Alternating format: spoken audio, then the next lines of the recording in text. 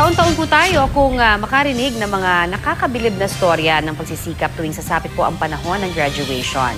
Hindi rito na iba ang dalawa nating estudyante na nagtapos kahit pa may edad na.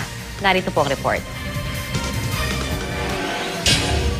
Sa edad niyang 57, si Mirna Flores ang pinakamatandang miyembro ng 2014 graduating class ng Ragongon Agricultural High School sa Iligan City, Lanao del Norte. Pero di lang siya basta-bastang graduate dahil siya rin ang class valedictorian.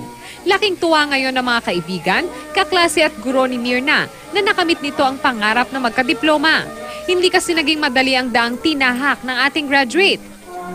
Sa simula raw kasi kinakantsawan siya ng mga higit na mas batang kaklase.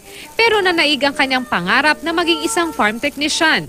At kung kakayanin pa ng panahon, nais din niyang pumasok ng kolehiyo.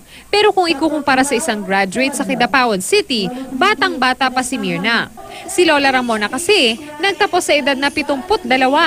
Pero sa kabila ng kanyang katandaan, hindi siya nagdalawang isip na sumali sa alternative learning system ng DepEd. Abat isa pa siyang honor student. Patunay lamang ito na hindi hadlang ang edad at estado sa buhay sa mga porsigidong mag-aral. Para sa unang balita, Von Aquino reporting.